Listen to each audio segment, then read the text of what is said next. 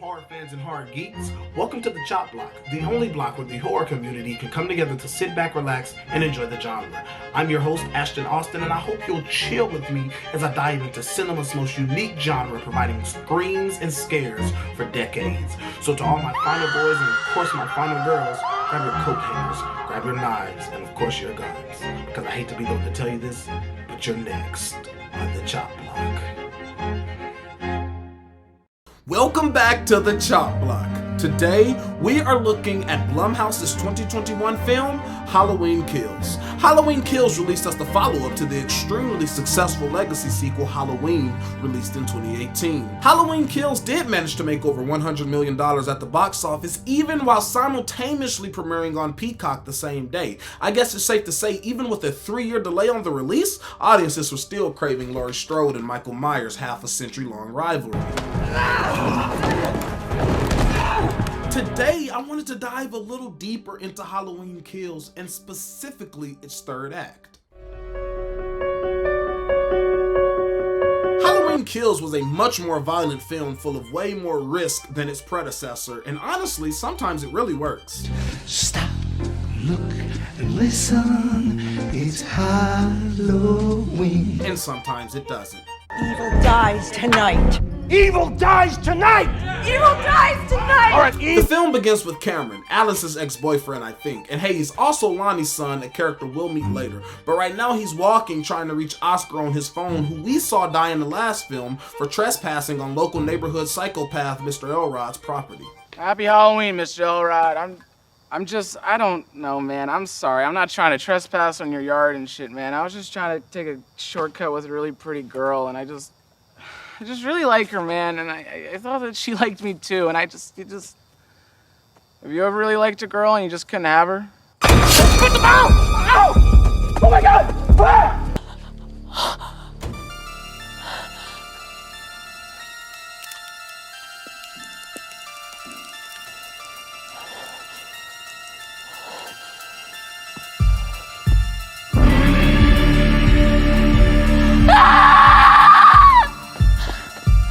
Nah, I'm just kidding. It was Michael who killed him. Michael pretty much kills or injures everyone, although he did not injure Deputy Hawkins, who Cameron finds laying on the ground unresponsive because I guess he's taking a page out of Michael's book and saying, F it. I totally survived that bullshit that happened to me in the last film.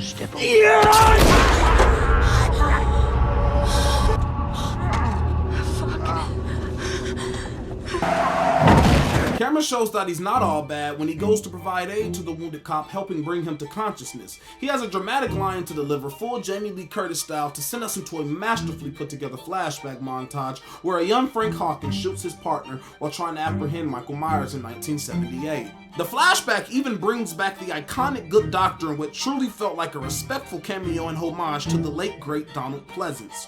We get a truly chilling title card where John Carpenter's letting it be known. He may have made this theme over 40 years ago, but he still has so much inspiration and passion left in him when it comes to this iconic score he made all those years ago.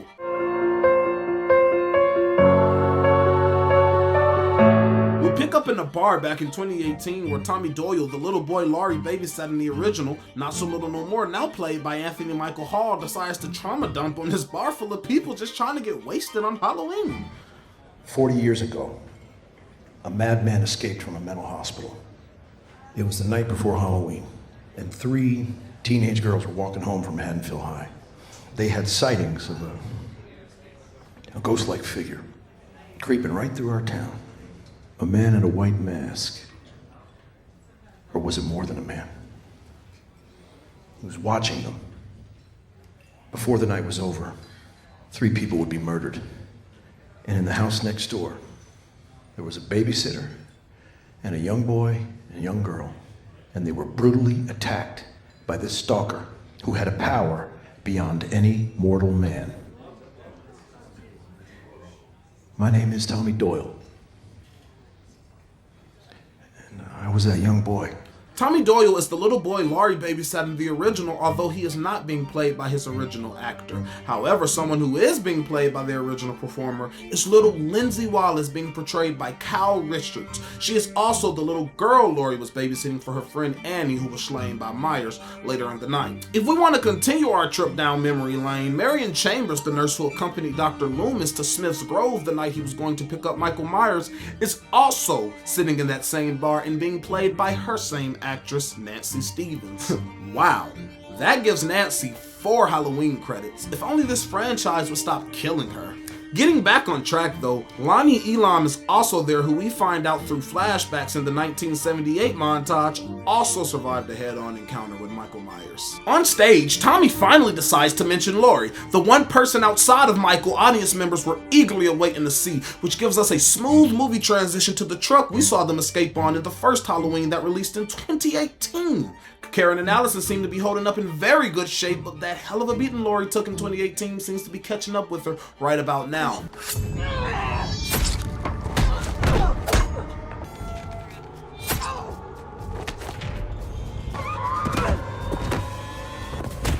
As Laurie and the Strodettes head towards the hospital, the fire department can be seen and heard heading the opposite direction. This grabs the attention of all 3 Strode women, pleading for the fire department not to extinguish the trap they set for Michael. And also gives Laurie Strode / Jamie Lee Curtis some more dramatic line delivery.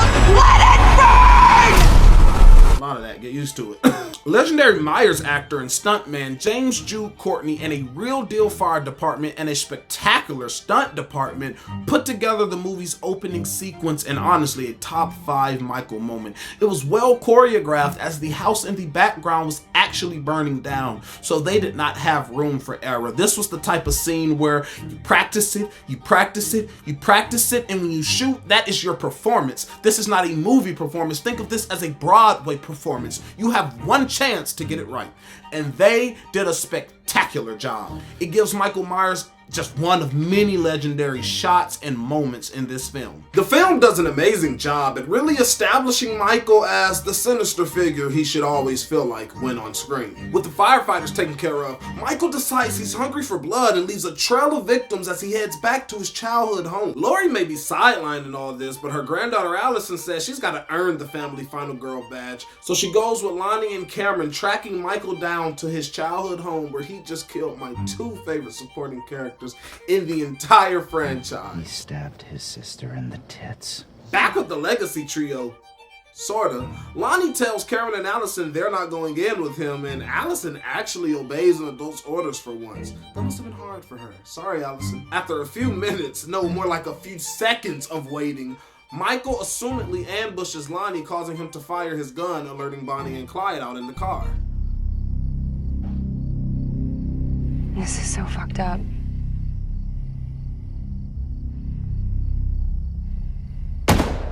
Cameron, let's go. Cameron and Allison instantly rush the house, checking the downstairs area strategically with a shotgun, and when the 2 teens make it to the 2nd floor, that's when the real fun begins. Allison discovers Big John and Lil John, and meanwhile in the hallway, Cameron discovers Lonnie, now dead, stuffed in the attic. And in a clear moment of shock for him, Michael rushes him from the closet in front of him, immediately telling us Cameron and Lonnie were both not cut out for this. Michael's evil, but he's not a monster, and he doesn't plan on leaving Cameron orphaned for too long, because in a moment where I truly believe he wanted to get under Allison's skin, he snaps Cameron's neck on the staircase. Allison was basically toast, since her leg that got injured from falling down the stairs a few scenes back gives her no way to escape this unstoppable killing machine. But come on! The granddaughter of Laurie motherfucking Strode ain't dying in the middle of a trilogy, so Karen comes in full Mama Bear style to provide some excellent plot armor. Yep, Karen stabs Michael with a goddamn pitchfork, bringing his killing of Allison to a halt, and it gives Karen an opportunity to start the plan I'm about to shit on for majority of this video. You want your mask? Come and get it! You want to fucking kill someone? Take me! Michael doesn't quite enjoy the itch without his mask, so he takes off for Karen in pure determination, leaving Allison and stamping her ticket to Halloween Ends. Sorry in advance, Allison. Karen leads Michael one street over through some backyards where he would find his mask awaiting him in the middle of the street. Michael doesn't give a shit about being baited into the middle of the street, so he goes to grab the mask, and that's when phase 2 of the plan goes into motion. The citizens of Haddonfield, led by Tommy Doyle, surround Michael as Karen emerges to call back to the first film, telling Michael, Gotcha. I felt it was a clever move from the filmmakers, adding in the callback since it's the same line she used that would kick things into motion in the last film to defeat Michael. Gotcha. Knowing the outcome of the plan makes the line a clever smokescreen, leading audiences to believe Michael would be beat by another plan involving a Strode. This plan is actually why we're here today. I wanted to really dissect and pick apart when and where the mob messed up. We've got to assume that when Tommy and Karen left the hospital, 9 times out of 10, Karen told Tommy to take her to the Myers house, and they put together this plan on the way there. Tommy would then drop Karen off at the Myers house, and he'd head to the other block to start the plan. When it comes to fighting Michael, your brain has got to be as powerful as your brute force. If he finds a weakness that could give him the edge, he will use it. Every decision you make while fighting the shape matters. And in the mob's case, there were a few good and then a ton of bad. Off the bat, Michael is taken aback by the sudden ambush by such a large amount of people. Only 1978 and age 40 are canon, and this isn't really Michael's style when it comes to fighting. So he has to take a minute to try and gather himself, which brings me to mistake number 1. No one just flat out shoots this asshole in the head in this moment. This lynch mob wanted too much symbolism, okay? And because there isn't a Laurie or Loomis out there on the streets to go around, no one can really warn these common townspeople how dangerous Michael really is. Even with all that though, they see strength in their numbers and think they have a little bit of time to shit around and tease him before the fight. Hey, Michael. It's Halloween. Everyone's entitled to one good scare. Eliminating Michael while he's confused and unmasked would have been the wise decision, but the mob ultimately decides to let him re-equip his mask.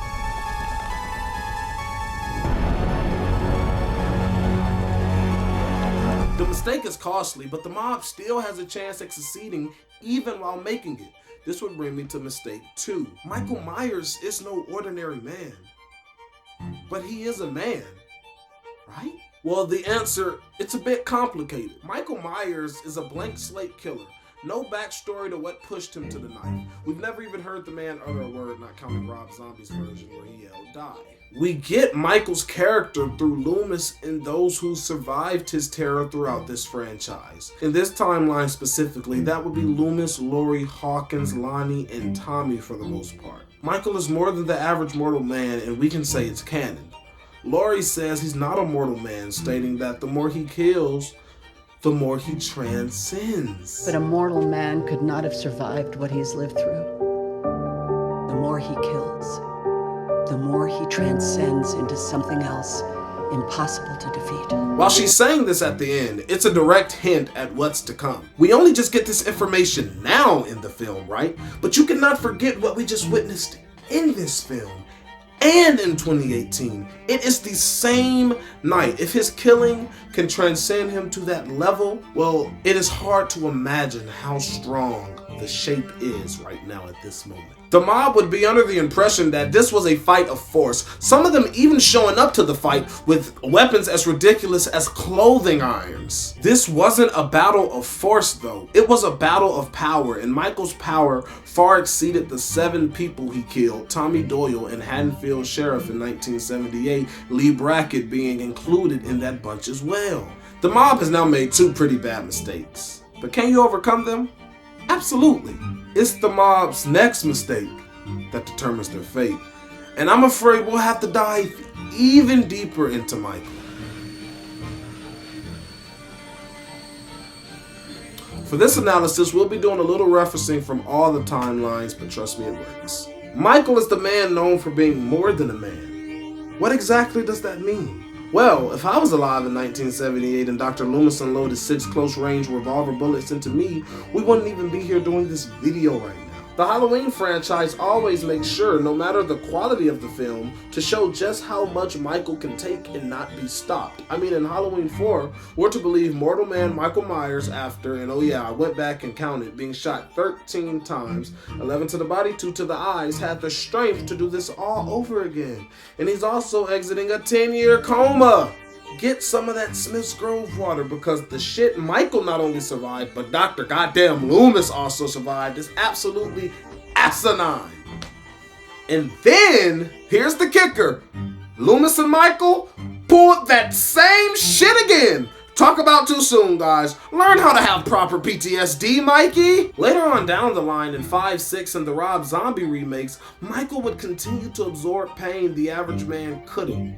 This would bring us to the mob's biggest and most crucial mistake. The mob does an excellent job in their ambushing of the Shape. In the beginning, they attack him from all directions, overwhelming him with vicious melee attacks, making the iconic slasher struggle and even look downright defeated. Some guy in a tiger costume really helps the cause when he pulls out a revolver and shoots Michael with the magic number of 6 bullets, causing Michael to fall to the ground. He tries to immediately get up, but Angry Mobsters beats the legendary villain over and over and over again. No, seriously, they went to town. The most brutal fight Michael Myers has ever had to endure in any film. He was literally beat to a pulp. Tommy finally takes the swing that stops Michael from fighting back, for now. Karen steps forward in what I assume is supposed to be a symbolic moment, but this is where the mistake would begin. A full minute or so would go by of Michael being untouched, allowing him to recharge, scope out the situation, and devise himself a plan to get out of the mob's grasp.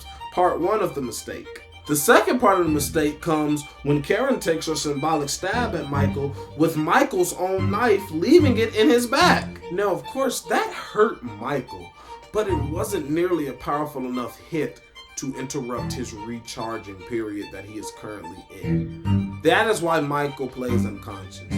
The average hit doesn't really knock him out of commission, but he recharges because he has this evil. He's using a force beyond the average man.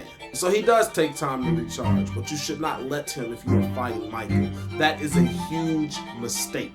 Karen heads back to the Myers home, leaving the mob to their own devices to execute Michael. This is really where the film loses me. It feels cheap at the expense of a hardcore badass Myers moment. Even if it's childhood trauma you want to move past, Karen should be as nearly obsessed with the details as Laurie when it pertains to killing Michael. The Gotcha in 2018 felt like a good moment to really show the audience that Karen knew Michael as well as we did and as well as Laurie did, drawing him out of hiding so she could shoot him. What's done is done though, and Michael is nearly towards the end of his recharge when Laurie heads into a good old cinematic Halloween monologue about Michael and his evil. She channels the shit out of Donald Pleasance. He would have been proud. She basically says that Michael has become fear itself in Haddonfield, every kill on the night making him stronger. His name, his mask, and his actions just lingering in the minds of Haddonfield residents.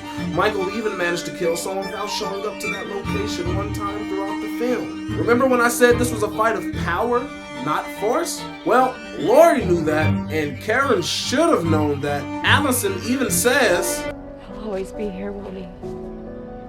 Even when we can't see him. And keep in mind, Michael has not been attacked throughout any of this monologue. Sheriff Brackett finally decides it's time to put an end to Haddonfield's boogeyman of 40 years. Now, I believe in this moment, Michael has already been fully recharged and ready to fight for a little minute, but he's on the defense and smartly plays the unconscious act as Laurie tells the audience and Hawkins everything the mob is doing right now will fail. Brackett slowly aims his pistol for Michael's head when Michael grabs the knife out of his back and slits Brackett's throat, killing the memorable and lovable sheriff from 1978, and also killing the last person with a functioning gun. The guy in the tiger costume will find out the hard way that he had no more bullets after firing all of them into Michael earlier. It's fair to assume this random civilian didn't know he needed extra rounds to kill what's believed to be a human man born to human parents. Michael, now up on his feet with renewed power and energy, sparks this bloodbath into action. The mob has played their hand and Michael is still alive and in pretty good shape, and now it's his turn. He dodges and counters every attack with more strength, awareness, and power than before. He's only become more powerful as the fight progresses. I believe Allison and Laurie actually assisted Michael in this fight. He is chaotically a human, but the evil raging inside of him has turned him into something much more. The more collective fear the name Michael Myers causes, the more powerful he becomes. I also believe the mob were fighting more out of fear this go around than anger. And that is why they also lost. They didn't ambush him or rush him with that confidence again. One by one, they attacked and lost because they were no longer in collective sync. Because I think everyone lost just a little of their sanity when he slit Brackett's throat and just got right back up. It's kind of like the face Loomis makes when he realized Michael just got up. Like it was nothing after he popped him 6 times. I shot him 6 times. What?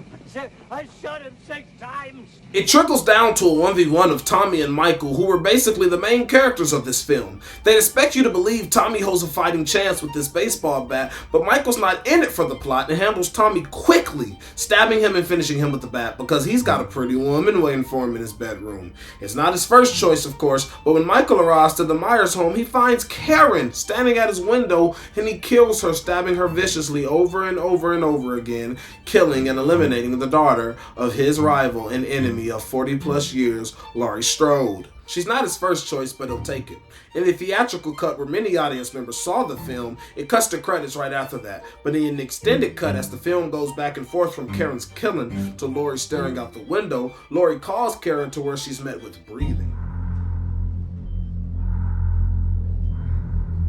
Laurie knows instantly as you can see some of her resolve crumble, but she quickly gets us together telling the shape, "I'm coming for you, Michael." She exits the hospital with a knife in her hand, and that's the last we see of Laurie and Michael's saga until the final 10 minutes of Halloween ends. I always like the extended cut because it's a callback to the last time Laurie and Michael spoke on the phone.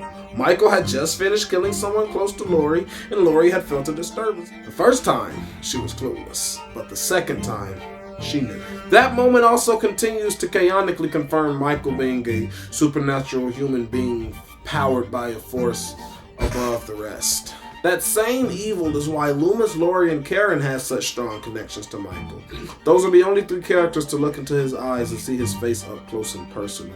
And that is also what most likely triggered the vision, that of a young Michael, that made Karen go into the Myers home. Overall though, the mob lost because they failed to execute the plan needed to defeat a force like Michael.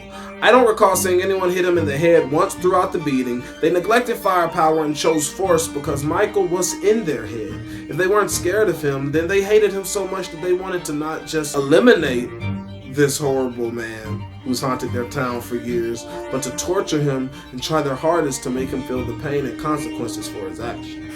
All I'm saying is, if every person brings a gun that attacked Michael the first time, we'd be changing this film name from Halloween Kills to Halloween Ends. Even then, though, they still had a chance because they disarmed him and had a crazy advantage over him. And when Karen delivered a blow to him, she knew good and well wouldn't kill him, but also rearmed him. That's the moment the mob lost. There was no return. They had force, but no power. Laurie delivered that monologue because it was crucial to explaining what Michael was about to do and what the audience was about to witness. Well, that's it for this one. In our next Halloween franchise video, we'll be talking about why Sandra has the potential to be the next Michael Myers, not talking and surviving bullshit and all. I want to thank you guys for coming to chill with me on the Chop Block. If you enjoyed this video, make sure to let me know by leaving a like and leaving a comment.